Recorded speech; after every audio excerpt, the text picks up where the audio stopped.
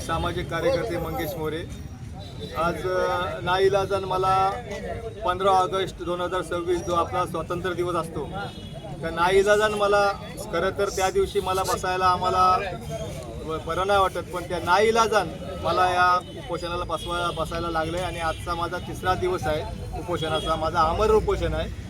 आणि त्याच्यात प्रशासन आणि शासन कोणतीही अजूनपर्यंत आमची दखल घेतलेली नाही त्यांनी। तुमचं उपोषण नेमकं कशासाठी आहे? आमचं उपोषण आहे ते खेड रेल्वे स्टेशन ते बोस्ता, आलसूर, कोंडविल, निलिक आणि शिव आष्टी या मार्गाने जो रोड जाणार आहे तो भरपूर वर्ष खराब झाला आहे। म्हणजे आताची गोष्ट नाही, 1 वर्षाची 2 वर्षाची गोष्ट नाही ते तो जो रस्ता जो आहे आता मी बोललो तो रस्ता जवळजवळ 7 वर्ष खराब आहे। आणि ह्या 2-3 वर्षात तर त्याची दैनंदिन अवस्था झालेली आहे। आणि अशी परिस्थिती झालेली आहे आता तिथे की तुम्ही एकही खड्डा वाचू शकत नाही। आमचा खरोखर त्या ज्या पट्ट्यातली लोकांचं जे रोजचं येणं जाणं असतं त्या लोकांना खरोखर आमचा सलाम आहे की ह्या आपल्या बाजूच्या शहरच्या लोकांनी किंवा गावातनी पण त्यांना सपोर्ट केला पाहिजे की तो रोड बघा, रत्नागिरी जिल्ह्यात एकच रोड असा आता आहे खेड तालुक्यातला की रेल्वे स्टेशन मार्गे कोंडविल रस्ता आणि बोस्ता वगैरे ती गावं येतात। अत्यंत खराब आहे। प्रत्येकाने मागणी केलेली आहे, प्रत्येकजण दरवेळी आपल्या आपल्या प्रयत्नांनी। आज उपोषणाचा 3रा दिवस आहे, प्रशासनाकडून कोण तुम्हाला भेटायला चर्चा करायला कोण आलं होतं का?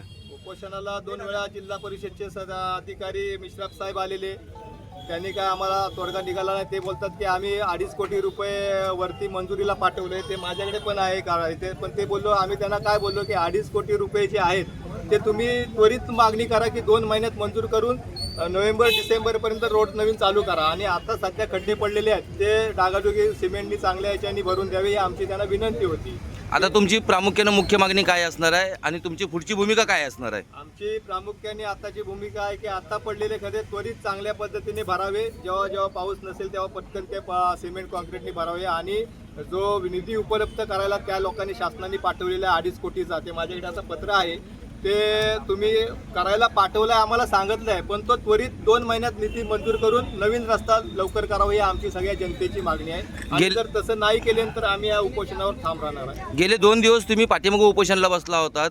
खरं तर उपोषण हे नेहमी समोर केलं जातं, तुम्ही कार्यालयाच्या पाठीमागच्या बाजूला उपोषण करता, काय कारण होतं? तर त्याचं कारण आहे की मी 15 ऑगस्टच्या दिवशी उपोषणाला बसणार होतो। मी 14 ऑगस्टला मी माझे माननीय BDO ऑफिसर इथे आहेत, BDO साहेब, त्यांच्याशी मी बोलणं केलं। जवळजवळ अर्धा तास आमची चर्चा झाली। तर ते मला बोलले की तुम्हाला इथे आम्ही मांडव टाकून किंवा मंडप टाकून देणार नाही, तुम्हाला कसं काय तुम्हाला। मी त्यांना बोललो साहेबांना मग मला पावसात बसायला लागेल, तो बोलला आमचा काय प्रश्न नाही मला बोलतात तर आम्ही तुम्हाला इथं मंडप टाकून देणार नाही। तर आमच्याकडे काय एवढी आर्थिक परिस्थिती नव्हती की इकडे मंडप टाकून चांगला कुठे बाजूला, म्हणून आम्ही ती बाजूची घेतली। आम्हाला जर त्यांनी परवानगी दिली असती तर आम्ही इथं छोटासा मंडप टाकून बसणार होतो।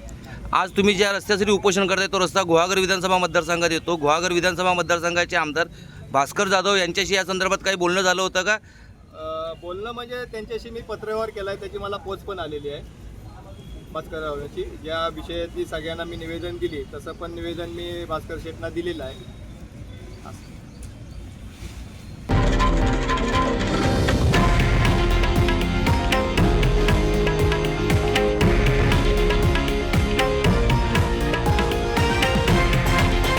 हे आहे देशातील नंबर 1 न्यूज नेटवर्क आणि आपण पाहत आहात TV9 मराठी, एकमेव।